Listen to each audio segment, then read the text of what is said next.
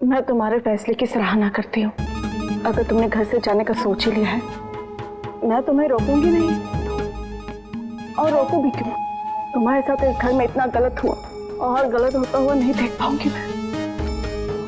तुम्हारे साथ मैंने जो दुर्व्यवहार किया, जाती की, यकीन मानो वो तुम्हारी भलाई के लिए था, इस परिवार की भलाई के लिए था। मैं तब नहीं जानती थी इस घर में जितना तुम्हारे साथ बुरा हुआ उसका तो मैंने कभी अनुमान भी नहीं लगाया था। अगर इस घर से दूर जाकर ही तुम्हारी खुशी है तो यही सही। कहते हैं ना, वो होता वही है जो किस्मत में लिखा होता है। किस्मत? भगवान मेरी किस्मत क्या लिखेगा? मुझे तो लगता है वो मुझे किस्मत देना ही भूल गया। तू अपने आप को दोषी मत ठहरा। जो हुआ उसमें तेरा कोई दोष नहीं है, वो तो होना ही था। पर अब जो होगा ना, उसमें मेरा आशीर्वाद सदैव तुम्हारे साथ बना रहेगा। मैं भगवान से प्रार्थना करूंगी। अब तक तुमने जितनी भी दुख तकलीफें देखी है ना, तुम्हारी झोली भगवान खुशियों से भर दे। तुम्हारा अगर इस घर से दूर जाने में भलाई है ना, तो तुम जाओ, मैं रोकूंगी नहीं। पर बेटा, तुम्हारी बहुत याद आएगी। पर तुम्हारी भलाई के लिए मैं अपने सीने में पत्थर अपने आप को समझा लूंगी मैं अपने। खुश रहो, जाओ।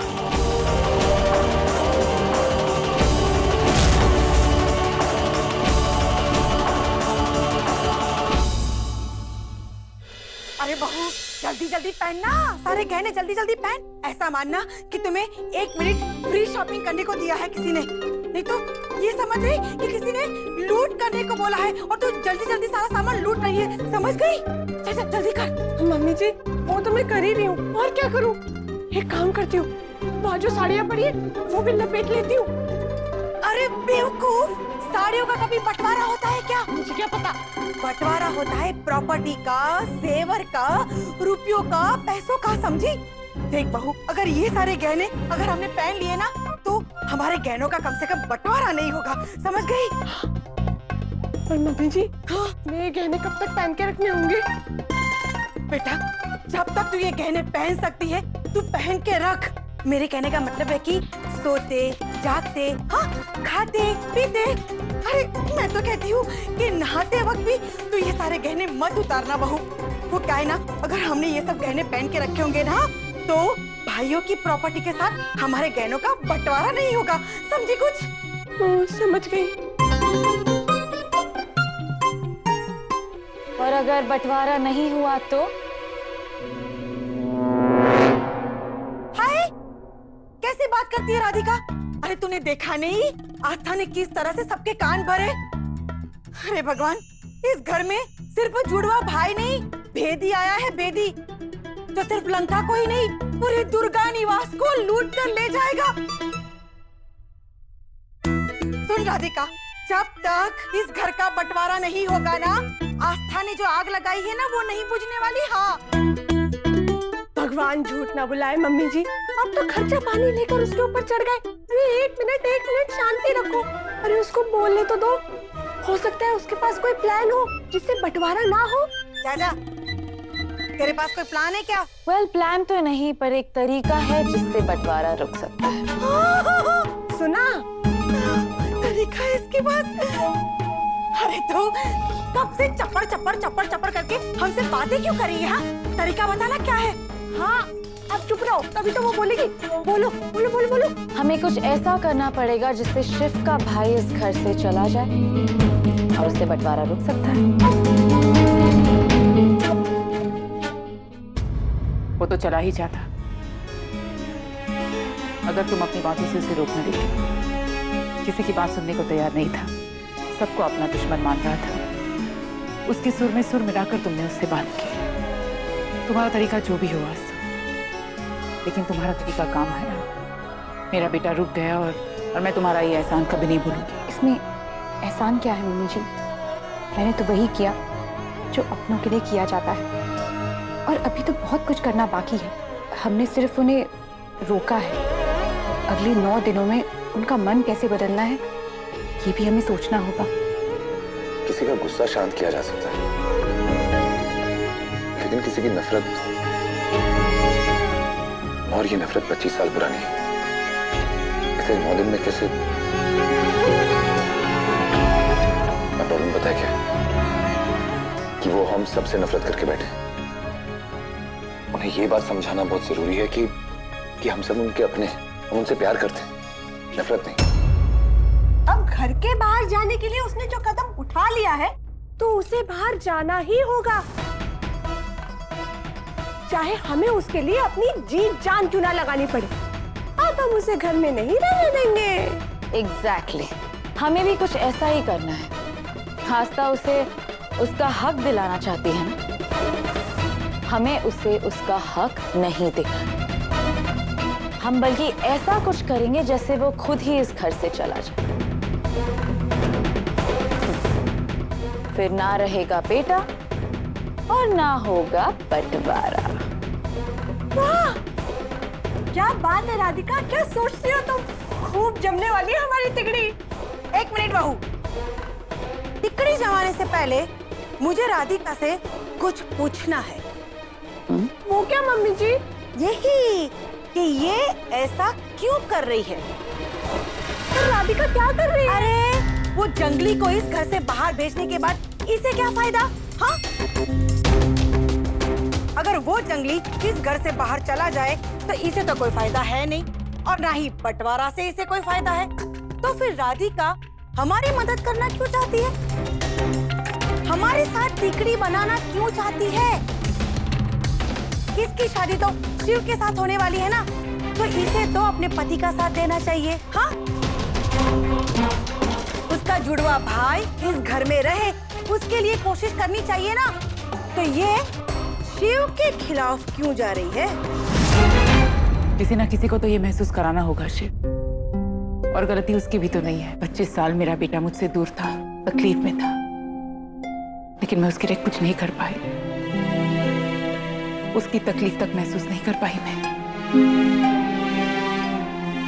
कहीं ना कहीं अनजाने में गलती हमसे भी तो हुई है।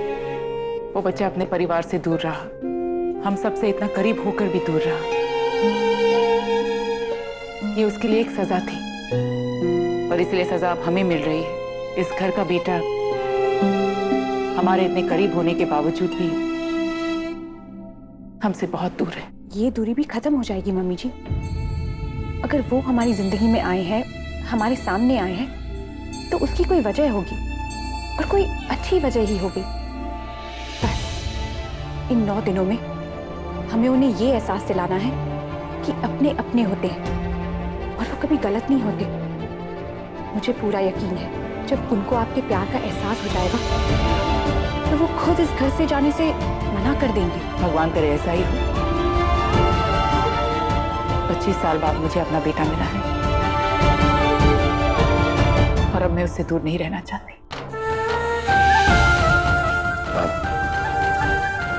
इतने सालों तक भगवान ने भाई को हमारे साथ ही रखा, बस एक सही समय आने का इंतजार किया।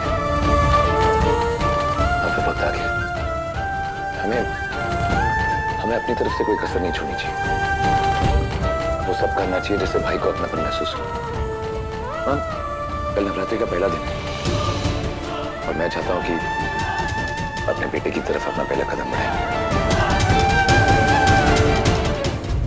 देखिए, मैं शिव के खिलाफ नहीं, मैं आस्था के खिलाफ हूँ।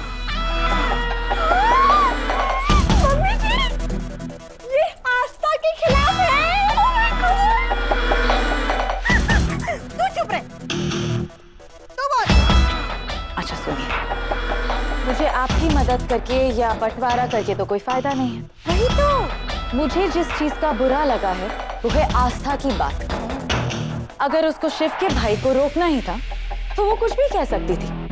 उसने घर के बंटवारे की बात क्यों की? अभी आप दोनों मुझे बताइए, कौन सी बहू अपने ही घर को तोड़ना चाहेगी? वही तो बस इसीलिए मैं आस्था के अगेंस्ट जाके मैं आप लोगों की मदद करना चाहती हूँ। मैं इस घर की बहू बनने वाली हूँ, तो मेरा भी तो कुछ फर्ज बनता है ना इस घर की ओर। हाँ, घर का भला सोचना तो हर बहू का फर्ज होता है। और आस्था तो अब इस घर की बहू नहीं है, तो वो तो भला नहीं सोचेगी।